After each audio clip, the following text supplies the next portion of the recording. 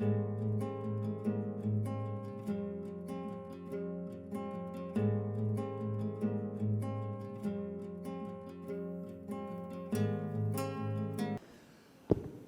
afternoon, everybody. Excellency Dr. Gargash, Dr. Pant, Ambassador Albana, our dear friend, Excellencies gathered here, distinguished guests, colleagues, and friends. A very warm welcome to you this evening for this rather informal conversation we'll be having with Dr. Gargash. Basically on, first of all, the state of our bilateral relationship with the United Arab Emirates. And yes, about the region, on developments of the region. As you know, it has become a very volatile region. But first upon, as far as the bilateral is concerned, a lot of good things seem to be happening on the bilateral. India and the UAE have had a very strong relationship, and this is a very old relationship. But when we start talking about after independence, in the last century we had this very strong relationship where it was symbiotic. The UAE provided energy security to India, and India with its volumes of agricultural exports was providing food security. So it was a very strong relationship which built up, and recently we have heard about ONGC and this consortium of Indian state-led companies taking on a stake with ADNOC, 10% stake on an offshore project of Abu Dhabi. So it is something which we are building upon. But then now going into the 21st century, the United Arab Emirates is the one country which is very progressively looking at the future of society, the future of government, how technologies are going to shape things, change things. And there are lots of opportunities now arising there. Partnerships between Indian companies, Indian agencies, cross-investments, which is a whole new area opening up.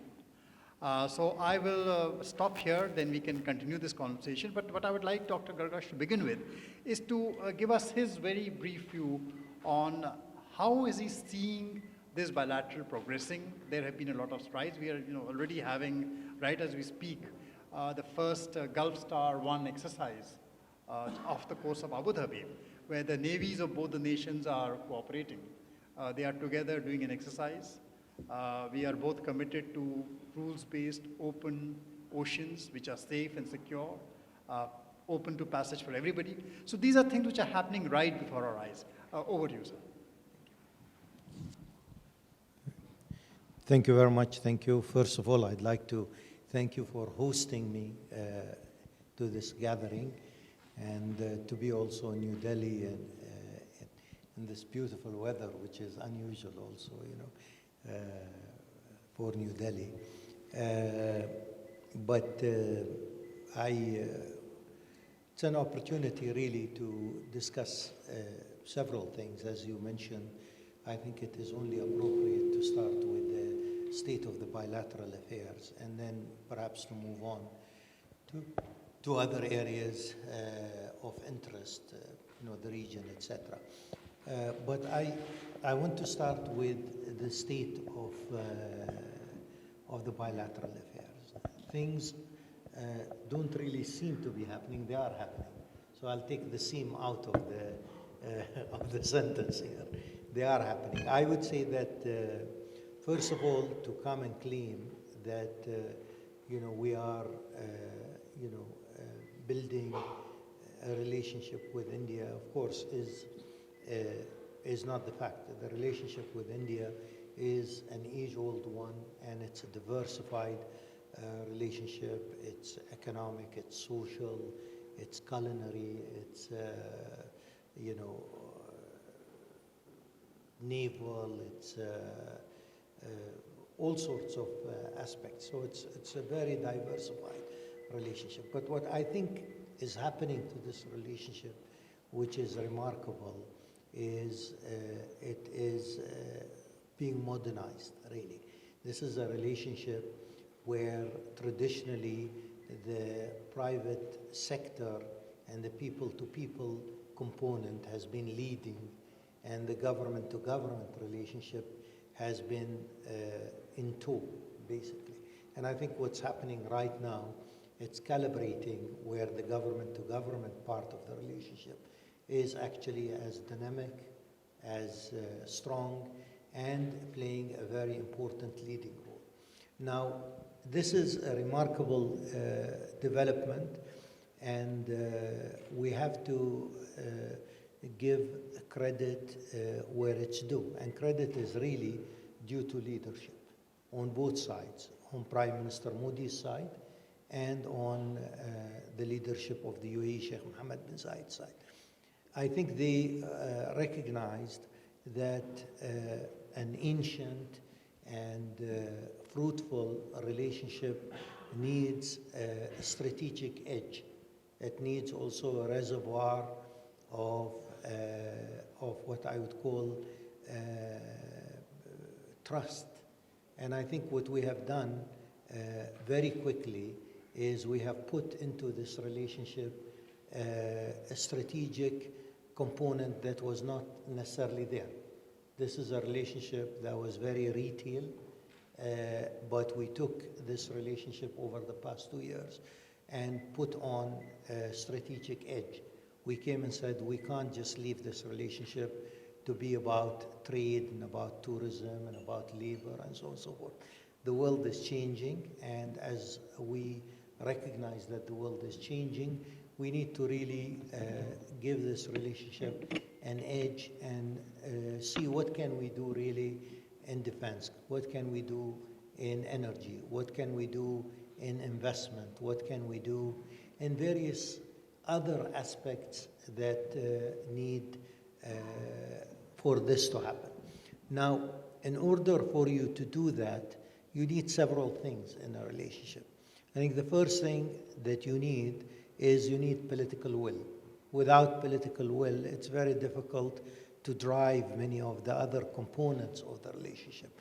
And I think there has been, a reservoir of political will, both in Delhi and in Abu Dhabi, on moving this relationship forward.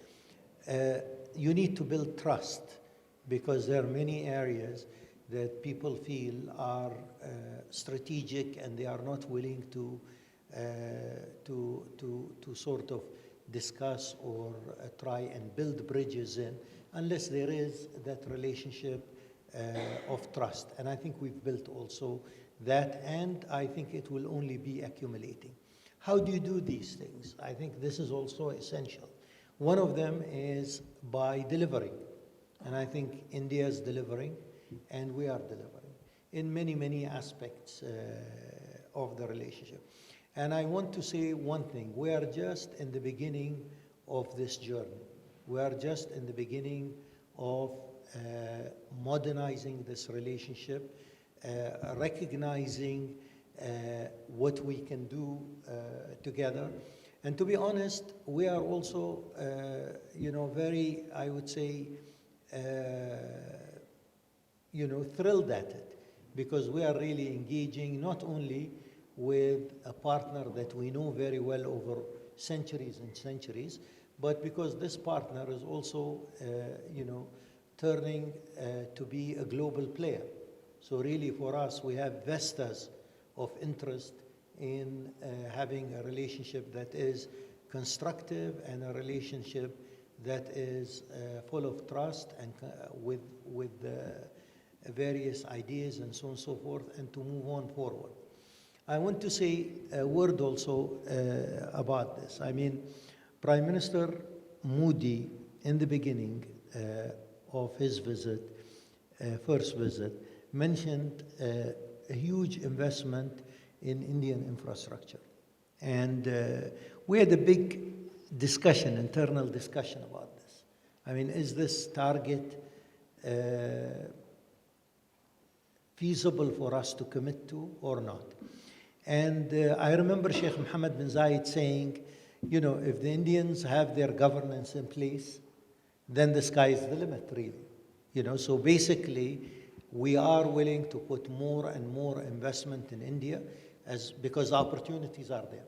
But as soon as we have the governance in place, why not? This is a country that is producing growth. This is a country that has seen its economy transform itself many times over. So it's a question of that. And interestingly, at the cricket stadium in Dubai, Prime Minister Modi addressed 30,000 Indians. And he said basically that there is a huge commitment from the UAE towards the infrastructure investment in India. But if we don't sort our governance, then we won't get any of it. And I think this is a recognition that not only are we building these relationships, but India is also becoming more and more of a global power, a destination for investment, and we want to also be part of that relationship. We could have left things as they were, and believe me, things were very well and very good.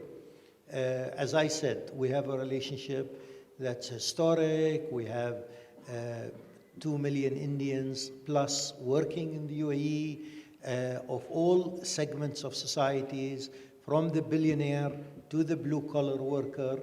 They are part and parcel of what we are doing very well in the UAE. We have a private sector, Indian and Emirati, that doesn't really need for us to tell them what to do. Things could have been well. But government has a role to do what the private sector can't. And in my opinion, that is to give strategic direction to any relationship.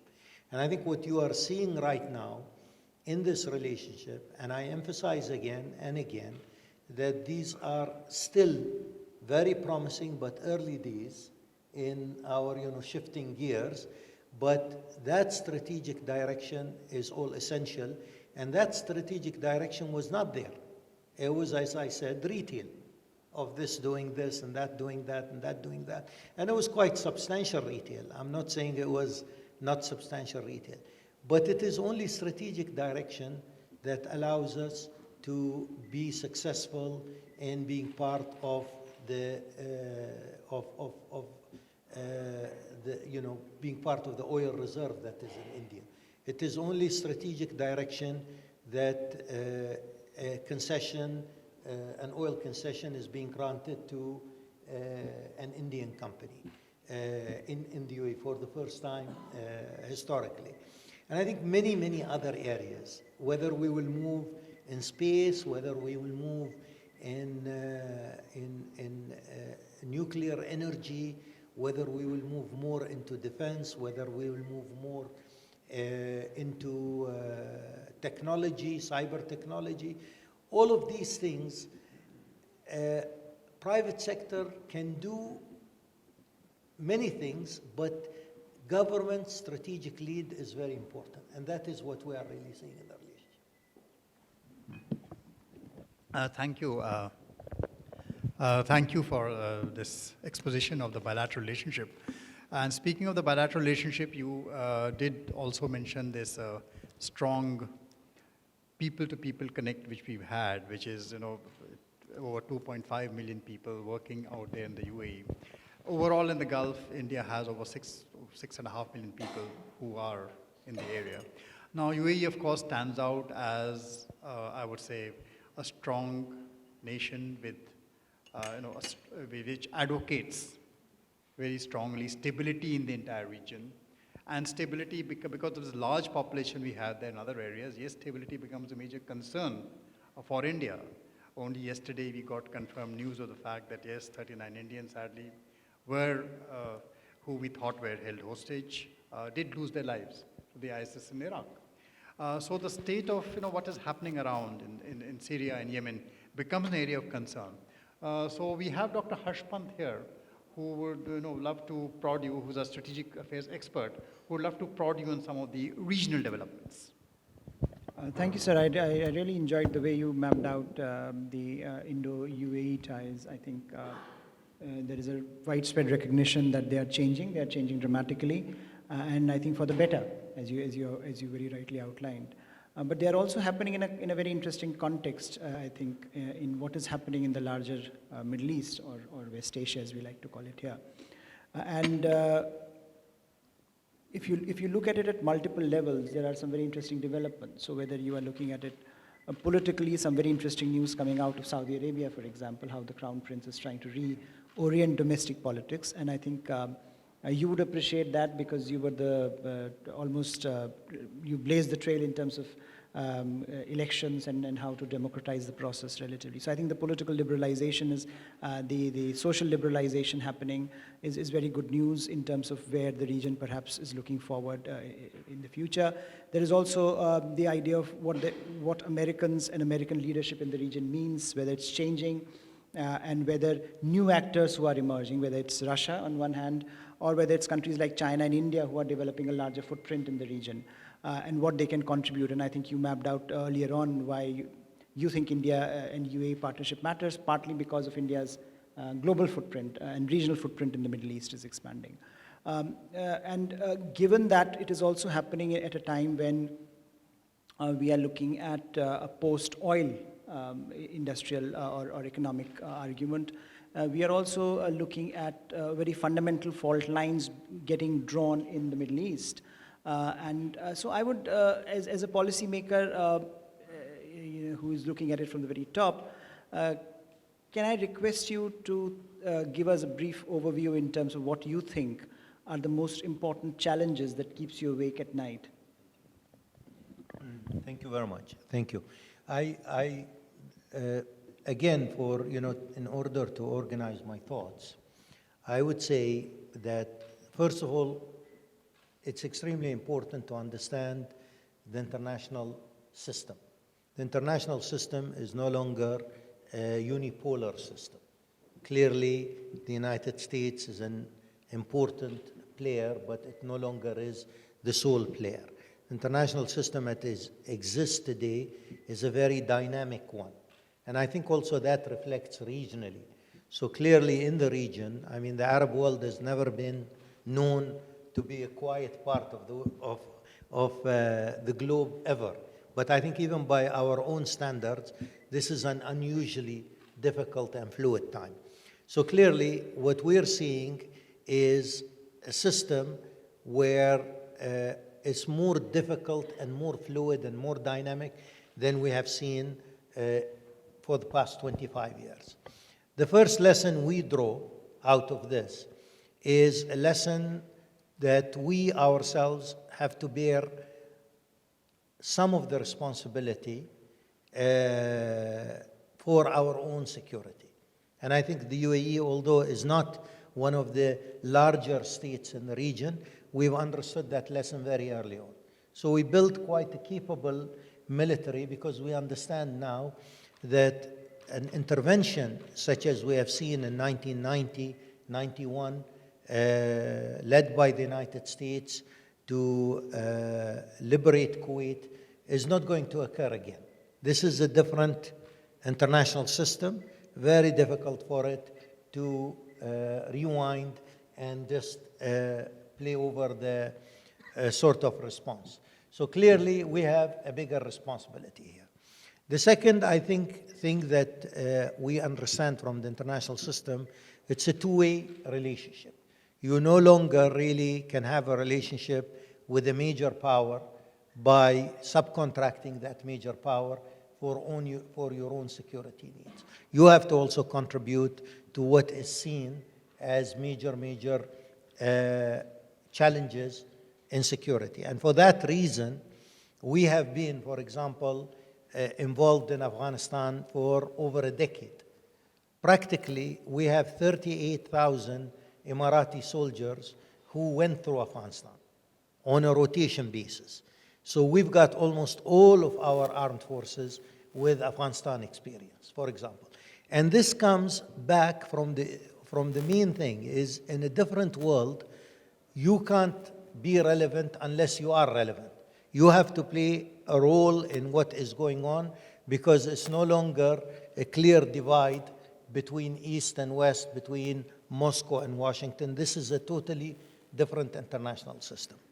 Having said that, there are three main issues that keep me awake, as you say, or that we deal with.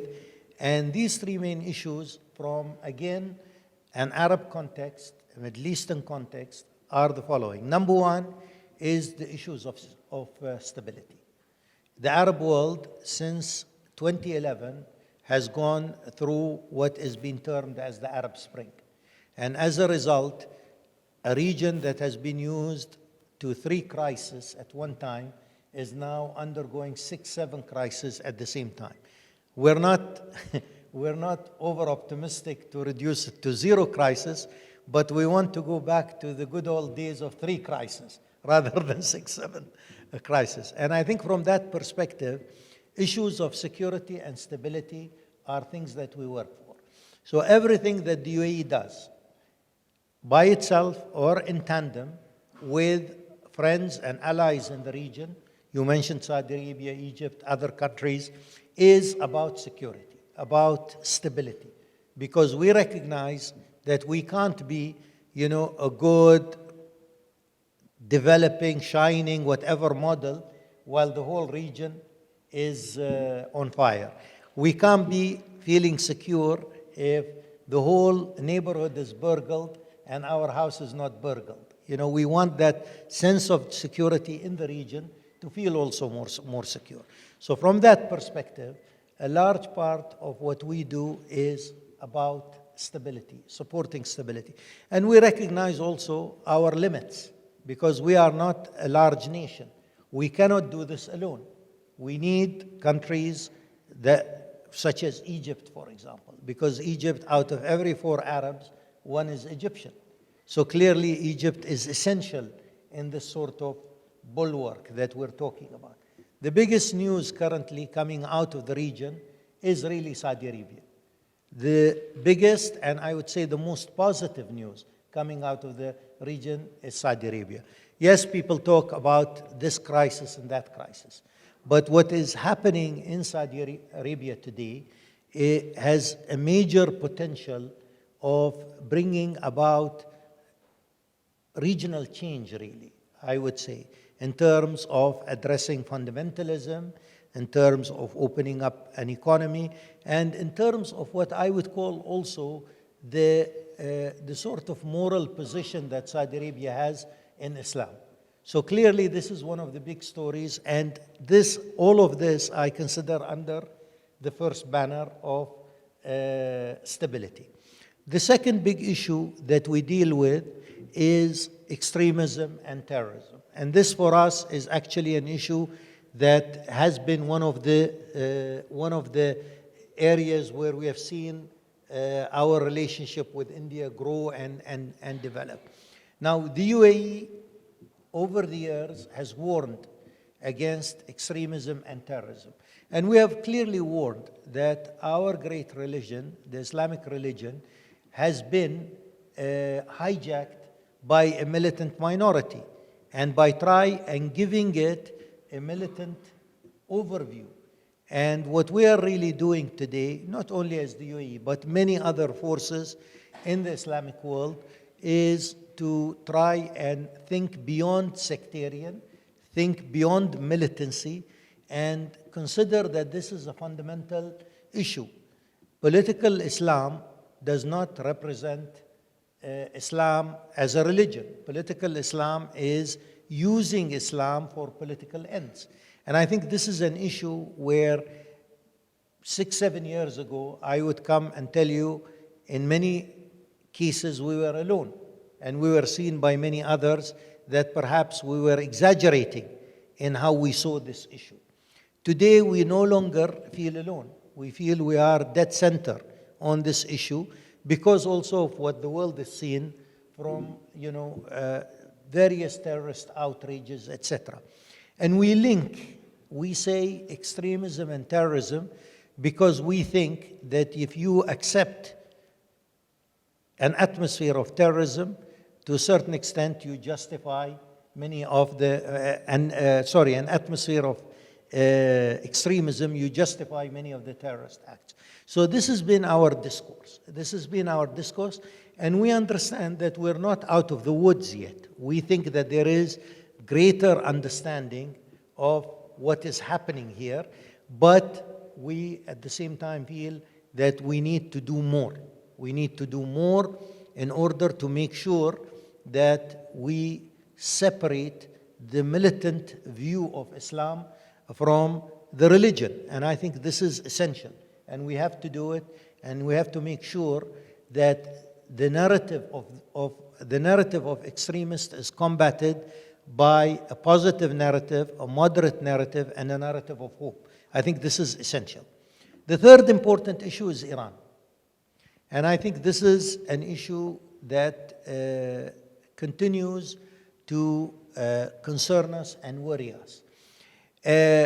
Iran as a civilization, Iran as a population, we have no problem with. I think what we have is we have a problem with a foreign policy that is expanding, a foreign policy that is seeking greater hegemony. And I think this is a critical time, really, vis-a-vis what is going on in Iran. I mean, on the first hand, internally, you can clearly see the dichotomy between a population that wants to be normal, that wants to address issues to do with economy, standard of living, etc. And you can see a theological regime that is intent on expanding. I think this is the first thing that we're seeing. And I think this will create systemic problems within the Iranian polity between what the people want and what the regime wants to do. Now, in this whole issue, Iran is willing to spend billions of dollars outside rather than addressing them to its own economy. It's willing to put about $5 billion a year in Syria, for example, in order to support its campaign in Syria. This is going to be at the expense of what you do internally in many ways. Externally, we have an issue with Iran. Iran today, and these issues are under three banners. Number one, we have an issue with the JCPOA, which is the nuclear 5+1 agreement with Iran. We think that Iran signing this agreement, but with the rhetoric that it is basically firing at us all the time, I have no reason to believe Iran. I have no reason to be confident of Iran's end result here. And I think clearly the first Arab leader who publicly mentioned that was Saudi Arabia's Crown Prince the day before yesterday. He said, I have no intention of building a military nuclear capability, but if Iran does, I will do it quickly. So clearly, this is a sign of what we will see more of nuclear proliferation if that is allowed to go on. Secondly, the issue of ballistic missiles. Ballistic missiles are a major, major concern for us because as we speak, payload is increasing, accuracy is improving, and distance is also expanding. So clearly, as we see that, we can come in and test Iran's claim that its ballistic missile program is defensive. How can it be defensive when it is actually being used against Saudi civilian targets, airports, towns, population centers, etc.? It's not only not defensive, it's also exportable. It is actually exportable. And I think this is an issue that we have also. The third thing, of course, is Iranian intervention in Arab affairs. I mean, many others, not from the Arab world, don't look at the issue from this perspective. But I think from an Arab perspective, there is a concern when the Turks intervene in Syria. There is a concern when the Iranian general moves freely through Iraq and Syria. There is a concern when Iranian weapons arrive to Yemen. We have a view that we might disagree within the Arab family, but if there is a trespassing on any of our borders, there is a big issue. We have to deal with it. And Iran has publicly claimed that it is in control of 4 Arab capitals. So clearly, to Arab sensibilities, this is a big, big issue. And I think an issue that has to be addressed. So that's really more or less a quick overview of what we're seeing in the region. That was excellent, His Excellency. I would just, before I open it up for our Q&A session, would like to prod you on two aspects which you have touched upon. One is, of course, the nuclear deal that you talked about. How do you see this panning out? Do you see there is enough commitment on the part of the Americans to push a renewed form of this deal? Because the Europeans have stood firm so far that they would like this deal to continue. So what is your assessment from that perspective? And very quickly, on the Syrian question, because we have seen the Syrian equation going one step forwards, two step backwards. So how do you see this panning out, and how do you see the role of, for example, of Russia in the eventual culmination of this problem? I think if we look at the nuclear deal, if we start with the nuclear deal, I have to say that we had serious reservations about the Obama's view of the deal itself. We think that the whole Obama view was that the nuclear deal will actually allow Iran to open up to the world, be more integrated globally, and will, as a result, will enable the more what I would call moderate within the Iranian power circle will enable them to play a bigger role, and as such will finally change also Iran's course and how it deals with its region and with the world in general.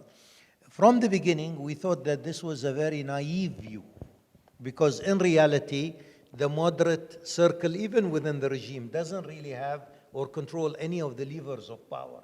This is still a very messianic regime. This is still a regime that is a theological, religious regime controlled by a small group without much to show internally except for its external influence. So clearly, we had a problem with that, with the initial premise. Today, if a country lies about its ballistic missiles and claims that these ballistic missiles are defensive, and we end up seeing shells of these ballistic missiles being used against civilian targets in Saudi Arabia, it will definitely lie about what it intends to do with regards to its nuclear program. So clearly, we see this as a temporary gap on Iran moving on the nuclear program. We don't see the guarantees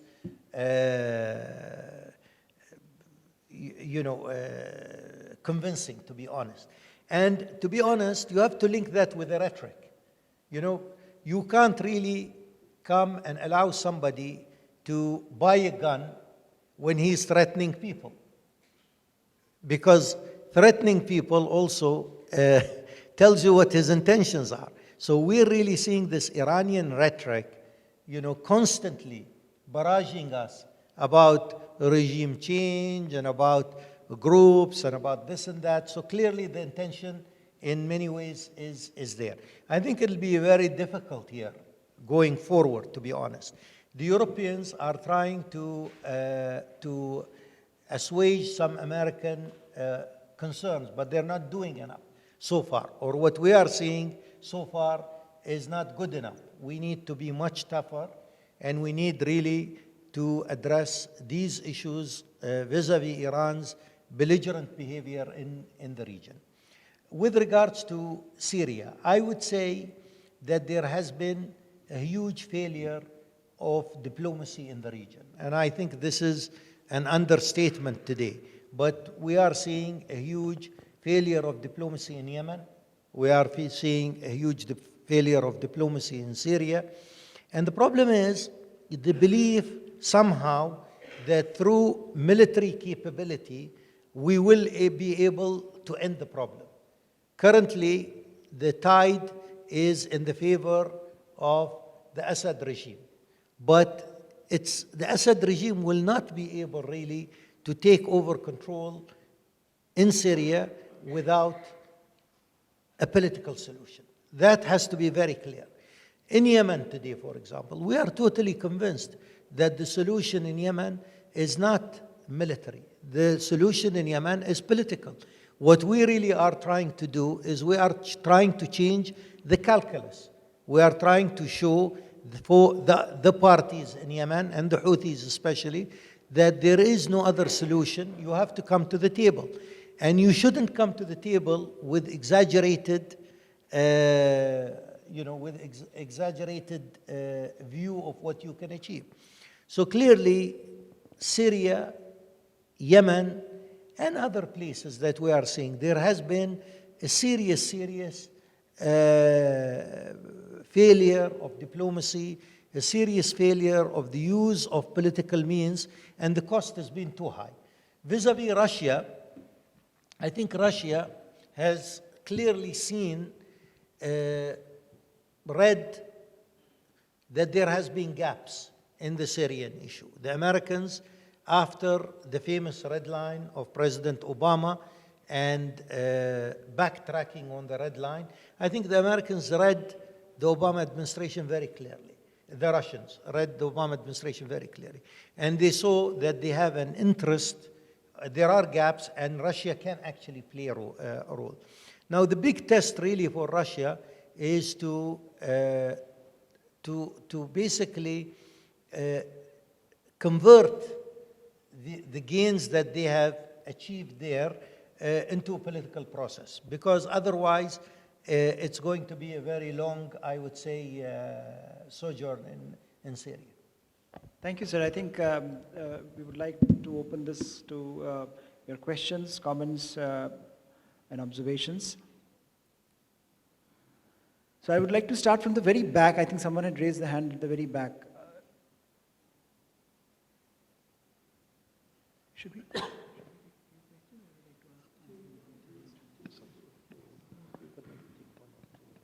One, two.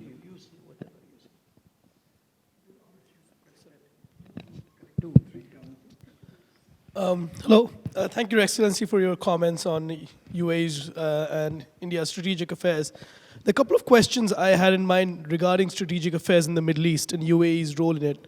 One is the relationship with Qatar, essentially, that has declined in the past couple of years, or couple of after having such strong relations between each other. So what would be the way forward with the Qataris? And secondly, there are also some territorial disputes that the UAE specifically has with Iran.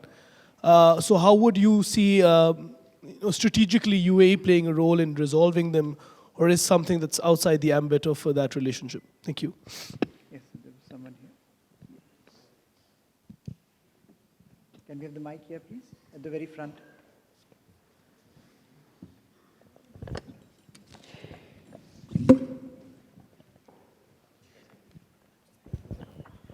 Thank you. First of all, thanks for the panel and welcome, Mr. Gargash. I'm Ambassador of Lebanon. And thanks for the ambassador of my colleague, Ambassador of Emirates, for organizing this one. It's not a question, actually, just some intervention. In my point of view, I mean, first, thanks a lot for the overview you gave for the region. And I agree with every point you mentioned for the destabilization of the region, the factors that destabilize the region. I may add one factor, which is very important, which is Israel. Israel has been, for 70 years, the main destabilizing factor in the region. If you notice that, 4 major wars in the region has been instigated by Israel. Israel is the only country, or one of the few countries that's still insisting on occupying lands of the others. Refusing all peace initiatives, that have been presented by the Arab League and the Arab states in general.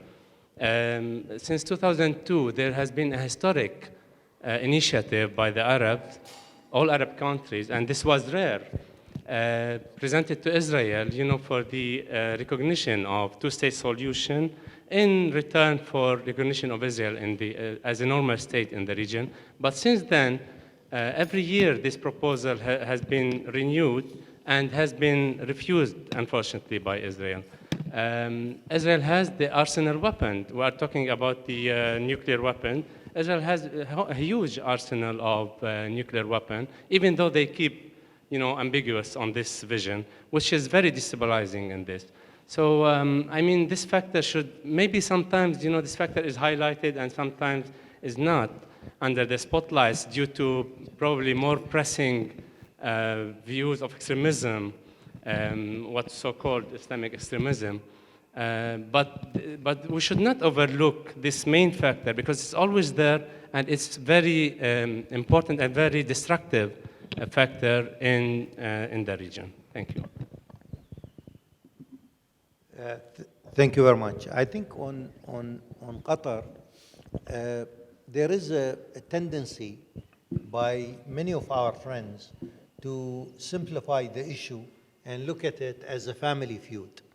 And so the issue is, this is a family feud. You need to resolve it quickly. Talk to your cousin, talk to your brother, talk to your sister, that sort of thing. But in reality, first of all, we don't intend to escalate. I think there is no escalation. There's either two things. Either Qatar's isolation, it can find its own place in the world, but not with us, or Qatar's also change of policy. And this is really the crux of the issue with Qatar. Number one is Qatar consistently has been the largest financier and supporter of jihadism and extremism in the region. And consistently, this has been done more out of an opportunistic view of a small state trying to play a role within the region. And clearly, this hurts us. This hurts us when Qatar, through its media ownership of various platforms, is using these to propagate, Islamist extremist preachers, Islamist extremist ideology, Islamist extremist views, etc.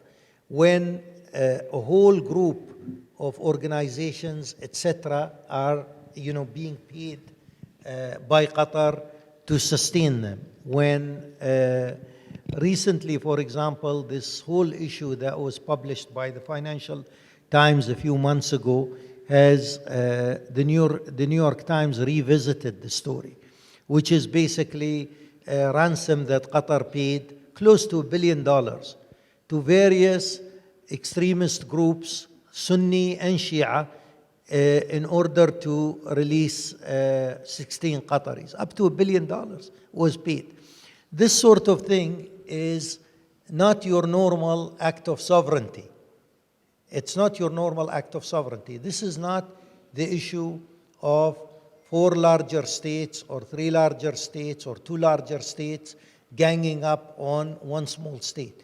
Within the GCC, Oman has a very independent foreign policy. Kuwait has a very independent foreign policy, but we've never had a crisis. Clearly, we have never had a crisis. But I think here, Qatar is opportunistically has been the main source of finance, logistics, communication for political and militant Islamists, radical, and so on and so forth. And this has to change. So that's the first bone of contention. The second area is basically Qatar's support for destabilizing all of our countries, Saudi Arabia, the UAE, Bahrain, Egypt. Qatar pays for several television stations beaming out of Turkey in order to destabilize Egypt. For us, we can't afford in the Arab world a destabilized Egypt. This will be catastrophic for us. Qatar has been funding consistently over many, many years, tens if not hundreds of Saudi opposition elements. And this is your neighborly state, And the same thing in the UAE, the same thing in Bahrain. So clearly, as you said, the way forward. What is the way forward? We have articulated what we need to see as a framework for discussion. The way forward, of course, is discussion based on these articles. But most importantly, the way forward is change course or find new friends. I don't have to be your friend, and I don't have to be your colleague and neighbor if you are consistently hurting me, and if you are consistently trying to destabilize me in various areas. So that's basically the crux of the issue. Vis-a-vis the 3 islands with Iran, these are islands that were occupied in 1971. We in the UAE have always put them in the context of territorial disputes. There are many territorial disputes around the world. And we've always called for direct negotiations over these islands with Iran, or for international arbitration over these islands. It is Iran that's rejected. And we've been consistent now over this position for 47 years, saying, the same thing basically. Let's negotiate like civilized people, or let's just give it for somebody else with regards to international arbitration. I mean, it comes up all the time, but that's been our position, consistent since these islands were occupied. Vis-a-vis the Palestinian-Israeli issue, I agree totally. This is an issue that can actually be at times marginalized because other issues are on the headlines, but it will not go away. But understandably also, we do have a problem right now. I mean, the problem right now is that the general international view is not conducive. And unfortunately, the two-state solution is becoming more and more difficult. And I think this is also an opportunity to really hail India's principled position on this issue. I mean, India has been taking always a principled position vis-a-vis the international consensus on this issue, the two-state solution and so on and so forth. But in reality, this is an issue that's not going to go away. This occupation will not go away. And this occupation is also an opportunity for countries like Iran and Turkey to try and whip up emotions and use it for their own, for their own clout and so on and so forth. And I think, personally, that in the next 3-4 years, if the two-state solution will no longer be tenable, the discussion will be about a one-state solution and what are the democratic rights for all of those who exist in the one-state solution. I know that that discussion is currently taking place, but it's marginal now. If we wait a few more years, I think that will be more center stage.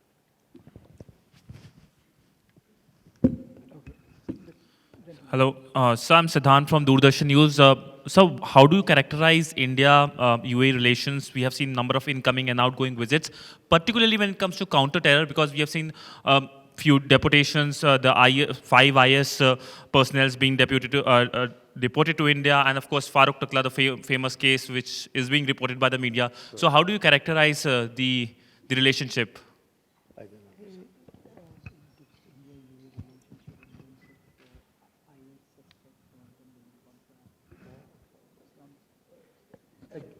Again, I think without going into a lot of detail, I think this is, first of all, a very shared interest by both countries, which is basically addressing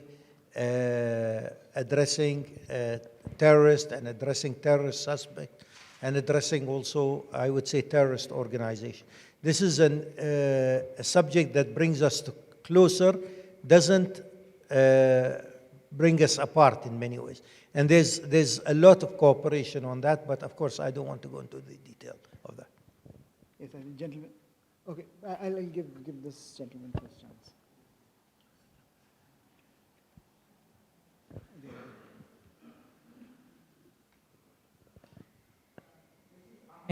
I'm from diplomacyindia.com.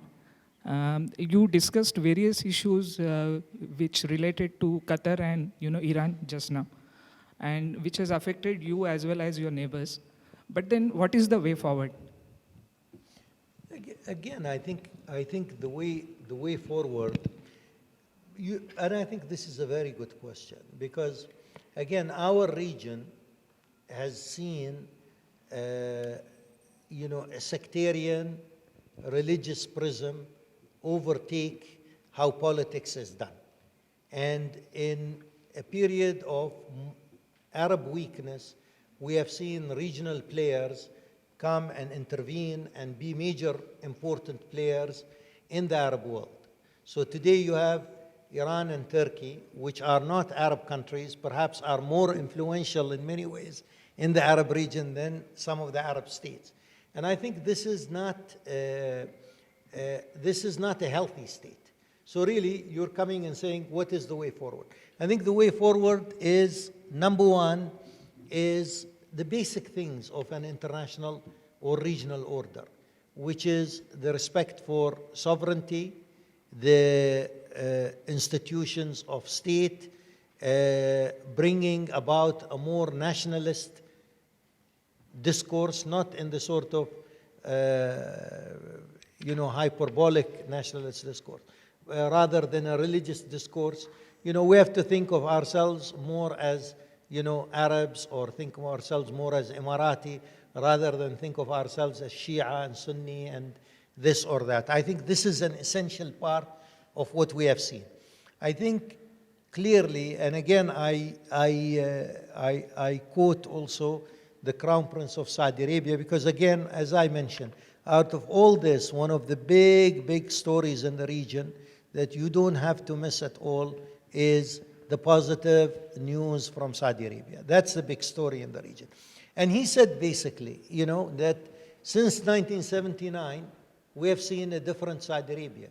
And I would say since 1979, we have seen a progression of thinking of ourselves as sects and as I don't know what and this and that. And I think this has led us to this sort of, puzzle that we are seeing in the region. So the way forward really is the basic things, is to be able to enable diplomacy, enable political process, enable dialogue, ensure, again, you look at, for example, Syria, to rebuild the institutions of state, no matter how effective or ineffective they were, or Libya for that matter, it will take you a decade or more. I mean, we look at Iraq today, and 10 years, 12 years later, after the fall of Saddam Hussein, it is still difficult to try and rebuild the institutions. So one of the lessons that we learn from the Arab world is evolution rather than revolution. It doesn't mean a status quo, because a status quo, the world is changing. You can't stay where you are. You have to address a younger demographic. You have to address different needs of the population. But we've discovered to this huge cost in life and material losses that you don't destruct in order to rebuild. You need to move in an evolutionary but forward manner. And I think these are the lessons that we've learned, and this is why I said in my initial remarks, one of the main issues that consume a lot of our time is the issue of stability. And the issue of stability doesn't mean looking backward. No, it means that moving in an evolutionary manner. We are running out of time now, so I'll just have one more question, which I think this gentleman had his hand up. So Prashant from the PTA, Press Trust of India. Sir, India and UAE, they already have a defense cooperation agreement. Could you throw some more light on this, on what kind of cooperation are you looking at, say, joint production of weapons or equipment? Again, I mean, this is an area that I don't really want to delve in, to be honest, but I think you've touched some of the areas that we are looking at. I think we all recognize, and again, I have to emphasize, India is a global player, and we are, a smaller, much smaller state, but one that understands that we have to also be active and we have to be part of whatever is happening in our region. We both recognize that we do need to work together towards stability. We need to work together towards cooperation. And as I mentioned also, the war over extremism and terrorism is not over. And we think that this is a generational war, to be honest. If you ask our guys, they will tell you it's a generational war. This is not going to go away in 3-4 years. And we have to equip ourselves to a marathon, not to a sprint, in addressing this issue. So again, I don't really want to go into a lot of detail on that, but I would say that we are both keen on addressing the threat of terrorism and on addressing also issues that concern our shared stability. Even, you have to know that we have a body of water also linking both of us that has been more of a bridge than a divide over many, many hundreds of years. Thank you, sir. I think you all would agree that His Excellency had made some remarkable points about the future of Middle East, the future of India-UAE bilateral relations, and his excellent expositions on both these topics perhaps leave us many things that we need to ponder about the future of the region, the future of India-UAE bilateral relations, as well as the future of the global order. With that, I would like to thank you, sir. Thank you for coming and delivering this address. Thank you very much. Thank you very much.